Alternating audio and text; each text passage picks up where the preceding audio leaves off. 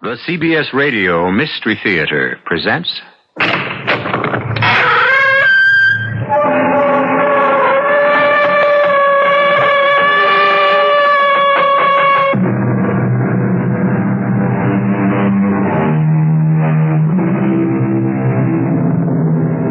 Come in.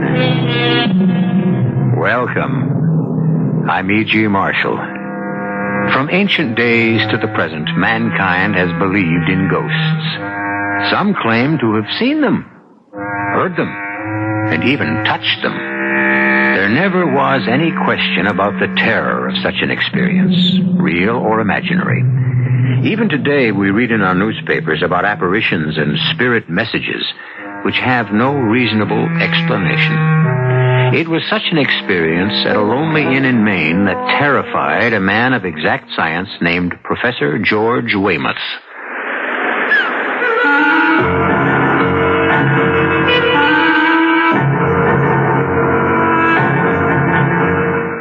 Our mystery drama, The Five Ghostly Indians, was written especially for the Mystery Theater by Roy Windsor and stars Robert Dryden and Court Benson.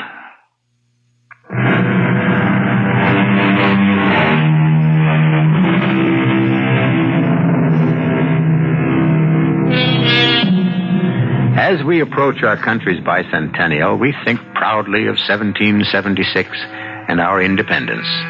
But what about the first people to live in America, the Indians? Long before we became independent, we had taken away their independence. Someone wrote, "The Pilgrim Fathers landed on the shores of America and fell upon their knees.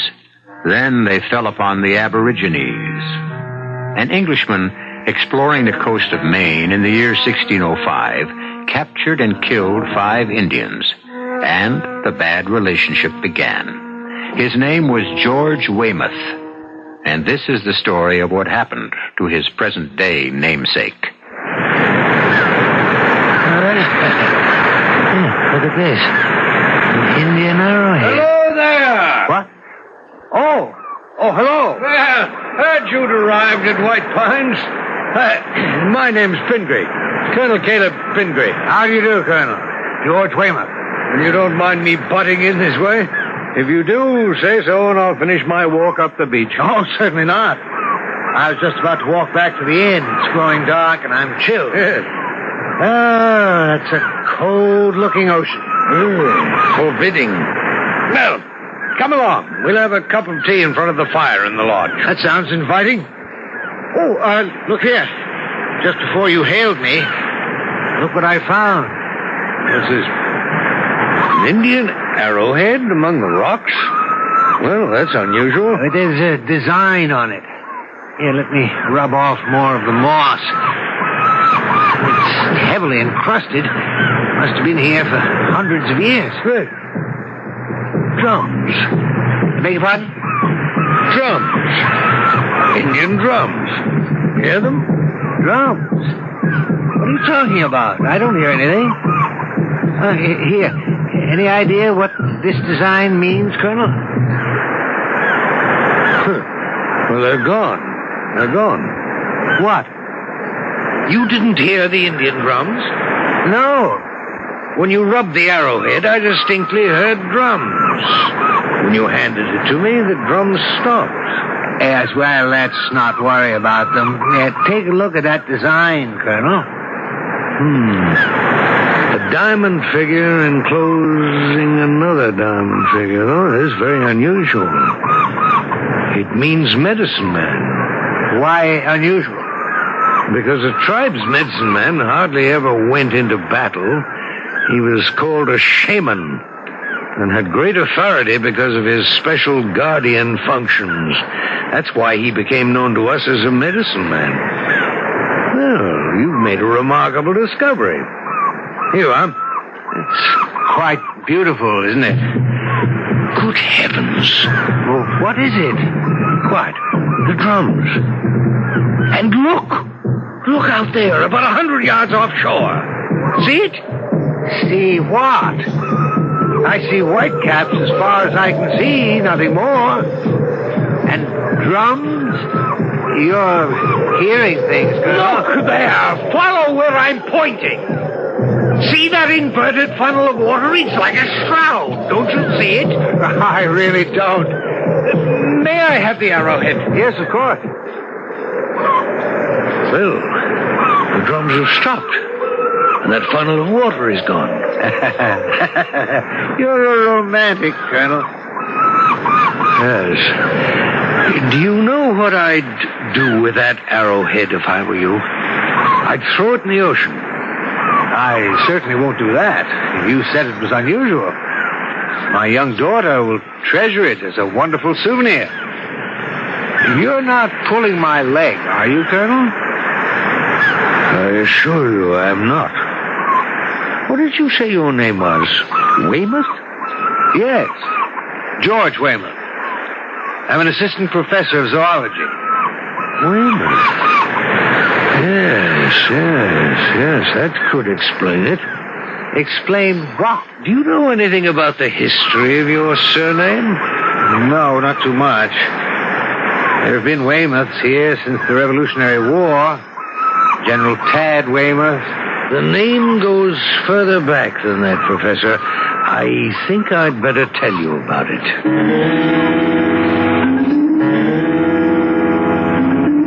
Now, just put that nonsense out of your mind, Boggs. What nonsense? I saw them, and I heard the drums. Yeah. I'll mention it to Colonel Pingree. Maybe he can explain it. You're two of a kind, you and that old daydreamer. Don't know how you stand listening to his same old stories over and over again. You'd think he had the second sight. Well, some folks do, Mag. Uh-huh. Well, then ask him when he comes in from his walk where the Faradays are. Should have been here by now. After 6. Well, got lost, most likely. It's easy to make the wrong turn off at Bath and end up at Boothbay Harbor. Well, I gave her very careful instructions. Seemed a nice young woman. They're staying a week. Well, we can use the money. Summer wasn't so bad, Boggs. And after they leave, there'll be just us and the cats. Yeah. I'll miss Colonel Pingree. Don't see why. With that second sight the two of you got, you can keep tabs on each other all winter. Drums. I tell you, Mag, as sure as I'm standing here, I heard them. And I saw what I saw. 5 Indian braves dancing round a boiling pot and dipping their arrows into it. Yeah, that's what I saw. On that side road, coming back to Phippsburg from Popham Beach. The drums were rolling, and there they were, right in the middle of the road, heads down and dancing in a circle. Oh, lucky you didn't run them over. Well, I'd best be getting to the kitchen. The colonel and that professor ought to be back soon from the beach. Maybe you'd better build up the fire and offer them some tea when they come in. What's that professor's name? Weymouth? Why? Weymouth. Seems to me... Oh, Boggs, now what? Never mind. I'll speak to the colonel. Well, you keep your ears open for the telephone. If the Faradays did get lost, they'll be calling in. It's almost dark now. Then it's hard to find the place.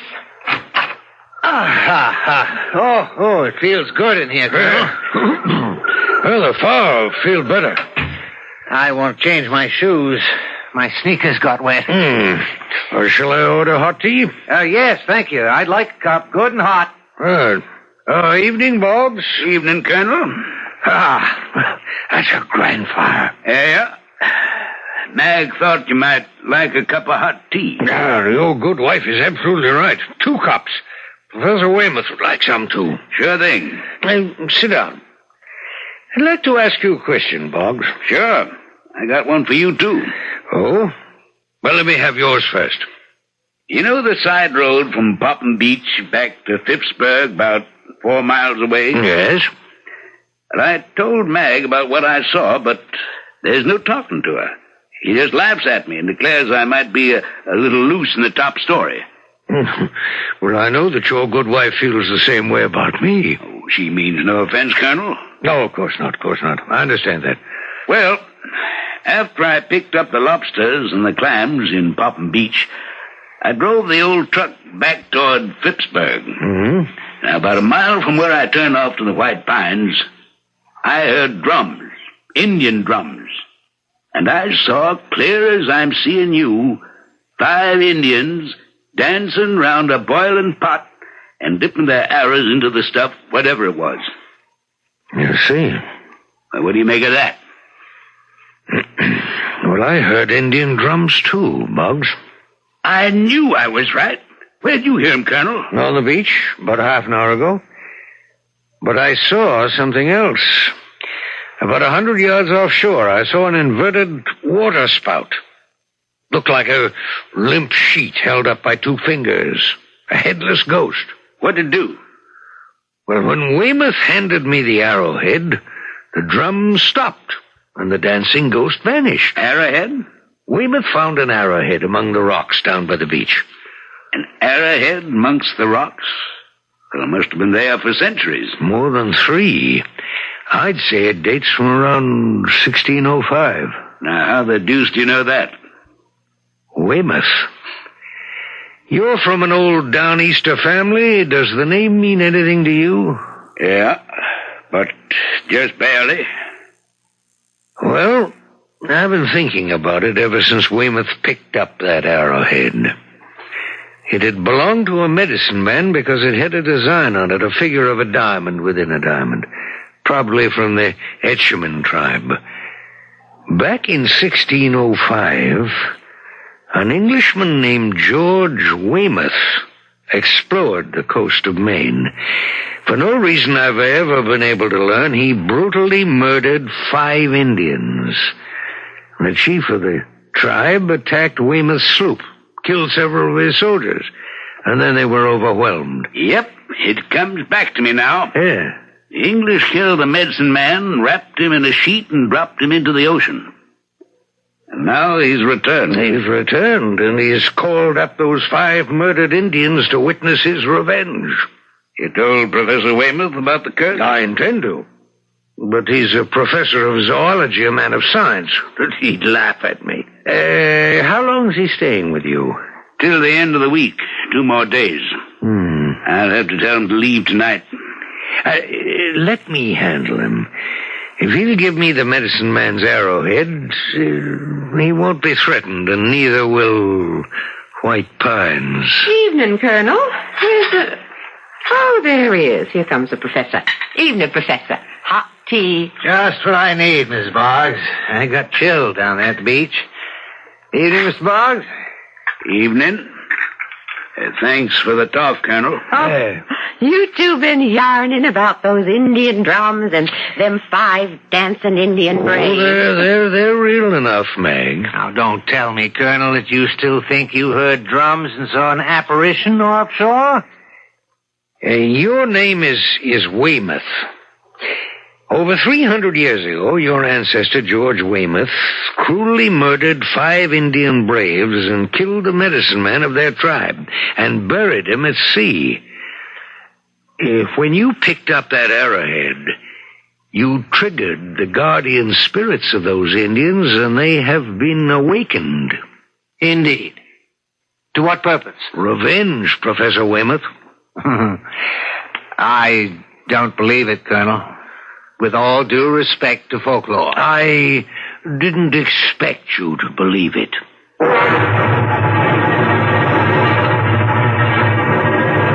If Colonel Pingree and the innkeeper Boggs swear that they heard those celestial Indian drums and saw those apparitions, why should we disbelieve them? They are otherwise normal men. Psychic phenomena is not nonsense, despite the disbelief of Professor Weymouth, whose name links him with a brutal crime committed over 300 years ago. I'll be back shortly with Act 2.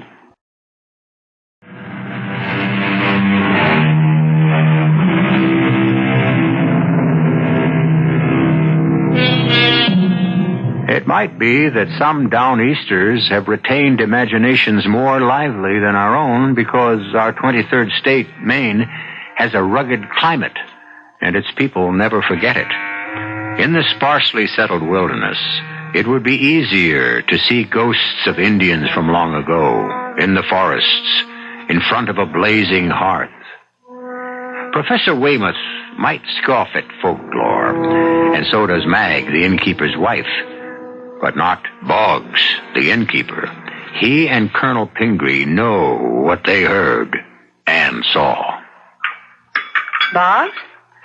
What was that talk about an arrowhead? Weymouth found it. That's when the trouble began. Oh, Indian drums, dancing Indians, a ghost on the water. Oh, you and the Colonel, you're some pair. 7 o'clock, still no Faradays? Lost, probably. Well, you'd think they'd telephone. Well, I'll serve the Colonel and Professor Weymouth and put the other steamers and lobsters in the icebox. I think I'll go outside, look around a little. Now, you be very careful. Don't want some Indian to scalp you. Couldn't run White Pines alone. Now, one of these days, Mag, you'll believe. I'll be back half an hour or so. Keep an eye out for the Faradays. Yep. We can eat any time Mag is ready to serve, Boggs. Coming right up, Colonel. Good. Oh, you look concerned, my friend. Nope. Just annoyed. Young couple named Faraday was supposed to arrive at 6. I haven't heard a word from him. Well, it's easy enough to get lost on these back roads. I'm going out to look around. They just got that one light out front, and they could drive right by. Had any luck, Colonel? I'm still not convinced, Boggs. The arrowhead is mine. I'm reluctant to give it up. It means trouble, Professor. So you say. But I'm a man of science. Folklore is charming, but I don't believe in it. We know that myths were created to explain certain practices and beliefs. But when reason is applied, they disintegrate. As much as I'd like to believe your story about the Indian drums and the apparition on the sea, I can't. Well, then, Professor, I'll have to... No, Boggs, not so fast. Take your stroll and leave this to me. But I don't know, please. And I'll say good night to both of you. Night. Oh, I offended him. I'm sorry. No, don't worry about it, Weymouth. Hopefully you'll be away from here without incident in a few days. Hopefully? I can understand a simple innkeeper being superstitious, but I can't understand it about you, Colonel. An educated man, well-spoken. Well, all I wish you'd accept is that Boggs and I are certain that the arrowhead is dangerous to you. It's in your own interest to send it to York to be placed with the other Indian relics. Well, perhaps. Come up to my room and we'll take a look at it. Agreed. You're making a wise decision, Weymouth. Maybe we'd better turn around, Ben. I'm sure I took the right road out of Bath. We drove through Winnegans and Arrowsick. We should have telephoned from Arrowsick to tell them we'd be late. Well, let's keep going. According to the map, Phippsburg ought to be, only a few miles from here. You'd never know it. It's like being in a wilderness. I haven't seen a sign for miles. And it's pitch black. Scared? Well, it is kind of spooky. Well, there's nothing here to harm you. Let's drive on. If we get to Phippsburg, we'll telephone White Pines. Maybe they'll hold dinner for us. It's after 7, Ben. We ought to be there by 7:30. Unless we're on the way to Booth Bay Harbor. I have the arrowhead in my bureau drawer. I'll regret giving it up, Colonel. Well, you'll regret it more if you keep it. Ah, here it is. Deadly looking, isn't it? But quite beautiful. Well, good heavens. What's that? A regular gale. And the sky is clear and the water calm. And there's fog all over the windows. Put down that accursed arrowhead and stand back, Weymouth. Look out! Look out! It smashed out one of the windows. Weymouth, come here. Look, racing toward the beach. I can't believe it. Did you see it? Yes. A white sheet flying over the ground. And twirling as it goes. Now it's at the shore. It's going out to sea. Pingree, what is it? Did you see it? Did you see it, Colonel? Hey, the window's broken. What happened? Did it try to get in? Weymouth had the arrowhead in his hand when a tremendous gale arose. Then fog covered the window. I saw the fog. Yes, when I yelled, look out. But it warn't fog. It was that medicine man who come out of the sea. Well, that's what I saw from the shore late this afternoon, Boggs. What about you, Professor Weymouth? I saw it, too. You believe now? I don't know what to believe. But you saw it with your own eyes, Weymouth. You saw the apparition, the ghost of that Indian medicine man who was killed and buried at sea hundreds of years ago. Now are you going to give the arrowhead to the colonel? I admit what I saw, but I still can't believe it. My training and my mind refuse to accept the idea of an avenging ghost. What I saw might have been an illusion. That busted window ain't no illusion, Professor. Well, that might be explained in some way other than the fantastic notion that a ghost, which is weightless, could have broken that window. Now, what's all the excitement about? Boggs. The window. The ghost of the Indian medicine man paid Professor Weymouth a visit. What? Now, that's just crazy. You mean something that weighs less than a sheet of cheesecloth broke that window? Ask him. Professor? I don't honestly know, Mrs. Boggs. Now, you were honest enough and you admitted seeing it, Weymouth. That's true. I did see something like a shroud, a winding sheet, trying to break through the window. A great wind preceded its appearance. Then the wind died down, and the thing, twirling like a top, flew back to the beach and out to sea. And you saw it? It may have been an illusion, but yes, I did see something. I'll pay for the window, of course, and I think I'll check out tomorrow, if you don't mind. Professor, you mean you're scared? Say I'm prudent. It was that ancestor of yours, George Weymouth. He was cruel to those Indians, and they want to avenge themselves against the person who bears that name. I'll give you the arrowhead in the morning, Colonel, and head back home.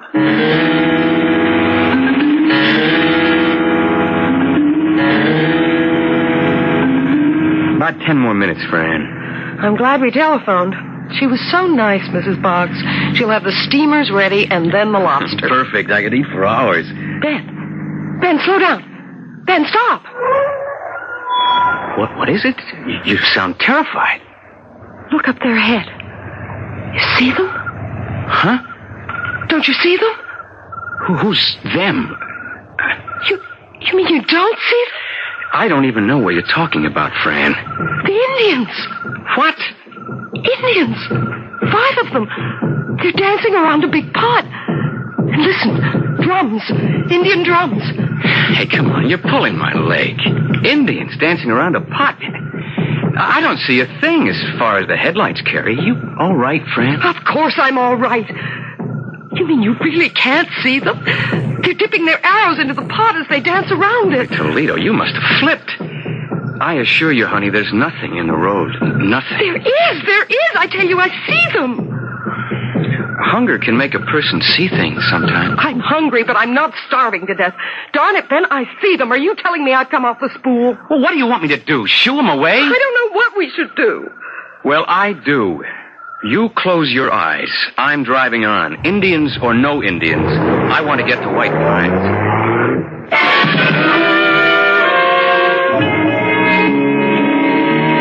Faraday's ought to be along any minute. Yep. Now what's fretting you? Weymouth won't listen to reason. I'm glad he's leaving in the morning. If he wasn't, I'd tell him to get. Just because he won't do what you and the colonel want him to? There's a curse on the man. An old Indian curse. What if that thing had gotten into the room and killed him? We'd never have another guest here, summer or fall. Oh, now get that sour expression off your face. It's almost 7:30. You stay here at the desk and wait for the Faradays. And be pleasant. I'm about ready to serve them steamers. Oh, that's them, Boggs. Evening. Hello there, Mr. Boggs. Yep. Glad you made it. Evening, ma'am. Good evening. Have trouble with the road? Well, no, the directions were fine. We just weren't sure we were on the right one. But it worked out. What a fine inn you have here, Mr. Boggs. Oh, it's lovely. Look at that lodge room, Ben, with logs blazing away in the fireplace. Fran, why don't we go in and have a drink in front of the fire? I can bring in our bags later. Never mind the bags. I'll fetch him. If you'll give me your keys, I'll park your car off the road. My wife will get you a drink, and you can have dinner any time. Steamers and lobster. Hope you like 'em. Perfect. Nothing better. All over your scare, darling? Oh, Ben. Something go wrong on the way down? It's too silly to mention, Mr. Boggs. Oh. Well, I'm not a pride man myself. My wife saw 5 Indians dancing around a pot and dipping arrows into it. Hunger pains, I told her. Did you know? Silly, wasn't it? Depends. You'd better sign the register, and I'll have her come out and fix you some drinks.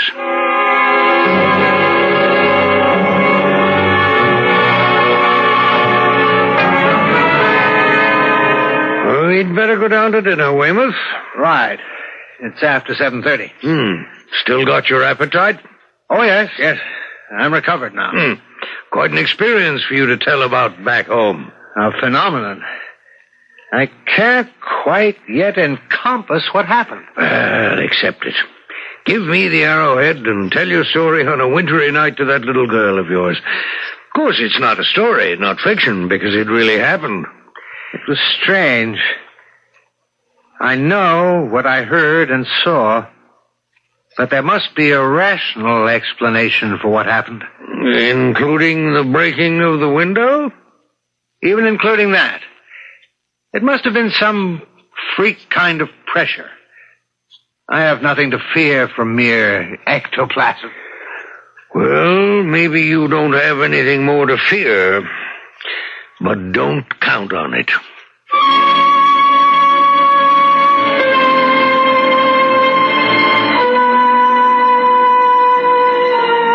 Professor Weymouth, even as you and I, is a rational man. He accepts only what he can touch or see. His mind rejects the possibility of ghosts. But is there anyone who doesn't know of a haunted house? Haunted by what? A specter? Yes, indeed, Professor Weymouth. For all your education, you cannot prove they don't exist. I'll be back shortly with Act 3.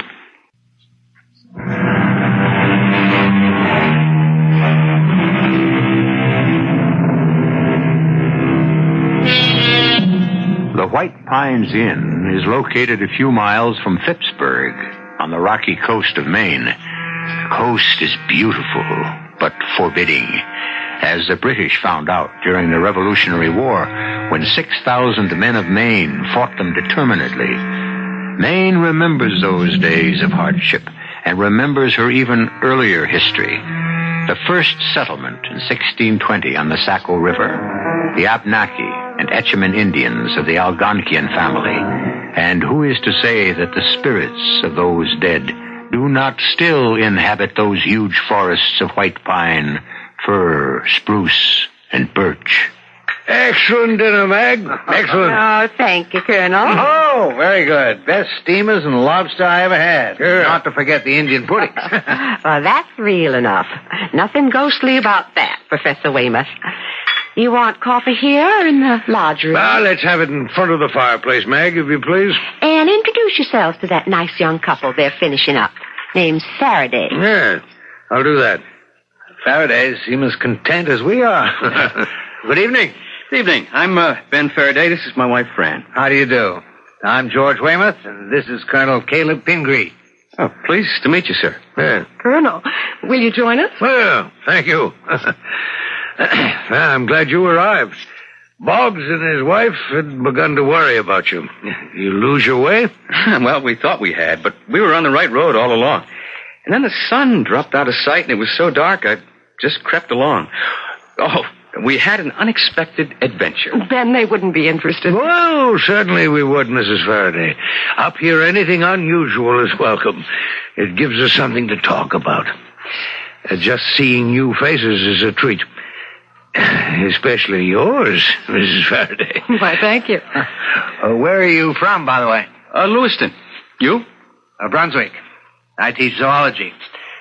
The colonel here just enjoys life. I suspect he's got a chest of old gold in his attic, and he's a mine of folklore about the Indians who used to inhabit these forests. Well, that's not quite true about the chest of gold, but Indian legends are my hobby.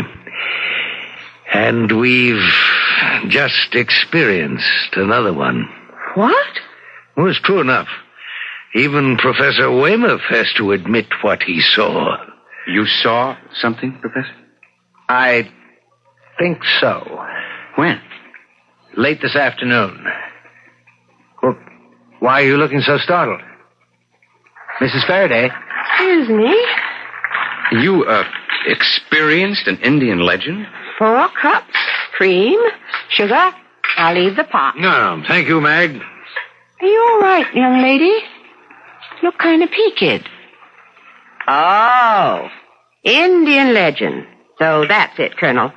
Got another listener to those Indian legends of yours. No, my dear Mag, I've said Now, nothing. don't let the Colonel pull your leg, Mr. Faraday. He and my husband, Boggs, sees things where they ain't. If they ought to give me the creeps, listen to the two of them. Say what they want to. There's no such thing as ghosts. What about the broken window, Mag? Well, that's just a freak swirl of wind. And the twirling shroud that scudded out to sea. Well, I didn't see it. Now, I'll thank you not to go scaring these young folks. You are not going to believe this, Mrs. Boggs. Go on, friend, tell him. Well, not far from here, when I thought we were lost, Ben stopped the car, and the headlights cut a tunnel of light far down the road, and then I saw them. People see things when they're hungry. Maybe I was imagining things, but I'd swear I really saw them. 5 Indians dancing around a pot or cauldron and dipping their arrows into it. You have no doubt about what you saw, Mrs. Faraday? I saw them as plain as I see you. Well, Professor, I was inclined to disbelieve you and Boggs, Colonel, but this story of Mrs. Faraday's cannot be discounted. You saw the Indians. Did you hear drums? Yes, distinctly. What's this all about? revenge, Mr. Faraday. What? Revenge for what? You'd better tell them, Pingree. You'll excuse me. I need some fresh air. I'll see you later, Colonel. He looks terribly worried, Ben. Yeah. Because he's the intended victim of an Indian's revenge.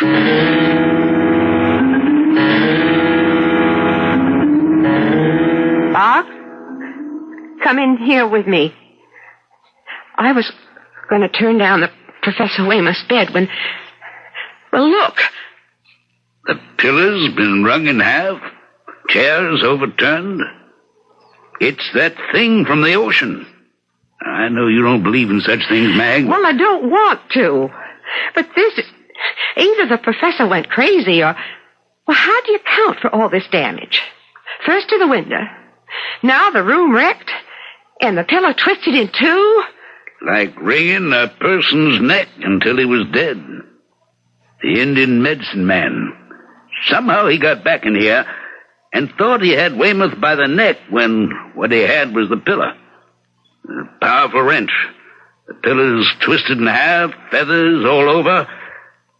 I'm telling him to leave White Pines tonight. You think we better call the police in Phippsburg? Oh, they don't believe in apparitions any more than you do, Mag. Well, I'm not so sure now that I don't.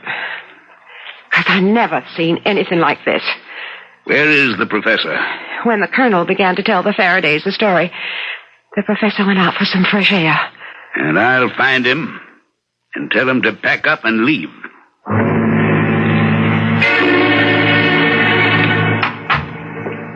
Oh, Mr. Boggs. Like to have a word with you, Professor. Enjoy your stroll, Weymouth? I just stood outside and breathed deeply and looked at the sky. Mag went upstairs to turn down your bed. The room was a shambles. Chairs overturned, the bed all rumpled, and the pillar wrung in half. What? I haven't been near the room since dinner time. The ghost of that Indian medicine man's been there. If you'd been stretched out on that bed, you'd be dead. That pillar was twisted in two. Feathers all over the place. Good Lord. I'm sorry to have to say this, Professor, but I want you to pack and leave. Tonight. I don't blame you. I'll pay for all the damage. I'm deeply sorry. Bring me the arrowhead, Weymouth. That's the source of your trouble. Until you've disposed of the medicine man's arrowhead, you won't have peace, and you may, in fact, die. Have your doubts about specters, but give me that fatal arrowhead. I'm convinced, Colonel. I'll be right back. And even Mag's convinced now, Colonel. I'd imagine so. The professor's a doomed man. Not if he gets rid of the arrowhead. Think the Faradays have gotten scared off? No. They went to bed about a half an hour ago. Mrs. Faraday has the sight, Boggs, like you and me. When I told her what happened, she believed me. Even her husband began to be convinced. Oh, they'll stay. But you're quite right in telling Weymouth to leave.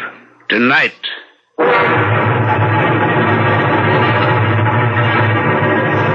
Fran, stop fussing and come to bed. I'm not fussing.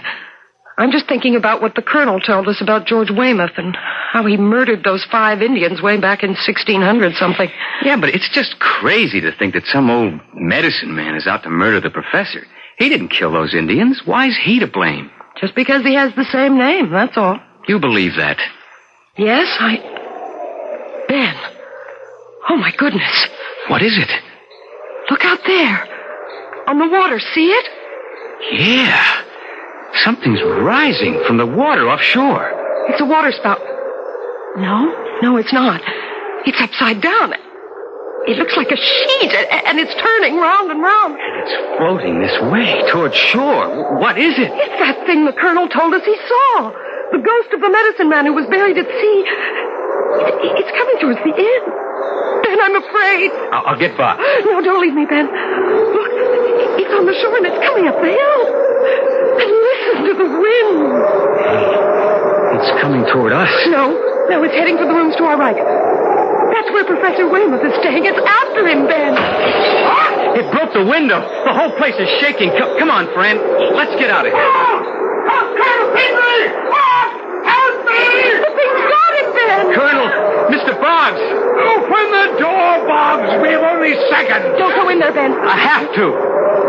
Help me, someone! Good Lord, it's at his throat. Help me, Boggs. Faraday. It's like canvas. Come on. Pull it away from his throat. I picked up the arrowhead to bring it down. Yes, it's dragging me toward the window. It's twisting round his throat. Hold him round the middle of here. He'll be dragged through the window. Meg, find that arrowhead and throw it out the window. Hold the arrow. Throw it out the window. Throw it, Mag.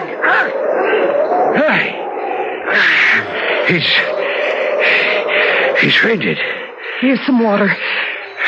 Notice the wind's died down. And the thing that had him by the throat, it's in a heap on the floor. Canvas. Look. When I touched it just now, it crumpled in my hand. It's like dust. Oh, my throat. Oh, thank you. Heard you. You had a close call, Weymouth. You're lucky to be alive. Thank God all of you were close by, or it would have killed me. I'm very grateful. Can you tell us what happened? I can.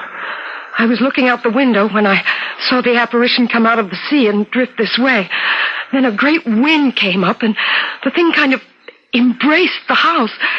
It was when the window broke that the professor began to cry out. It floated in like a small upside-down cyclone. I tried to stay out of its way, but it began to wrap itself around me. It was horrible. What in heaven's name was it? What could it be? You know, Weymouth. It was the ghost of the Indian medicine man come back to avenge the murder of those 5 Indian braves. It was your forebear who killed them, and the spirit of the medicine man has never forgotten. When you picked up that arrowhead, you aroused his spirit. Only by giving up that arrowhead could you break the fatal connection. Well, where's the arrowhead now? I threw it out the window, Professor. And something else. When it hit the rocks below, there was a burst of flame. And then nothing. I believe it. I believe all of it, Colonel. The 5 ghostly Indians. They did exist. Lucky for you, Weymouth, that you've lived to tell the story.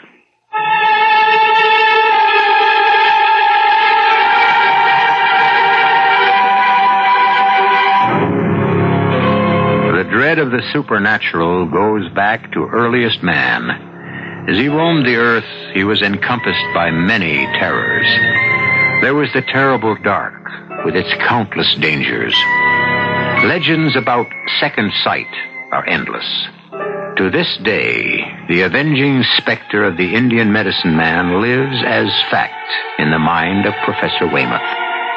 I'll be back shortly.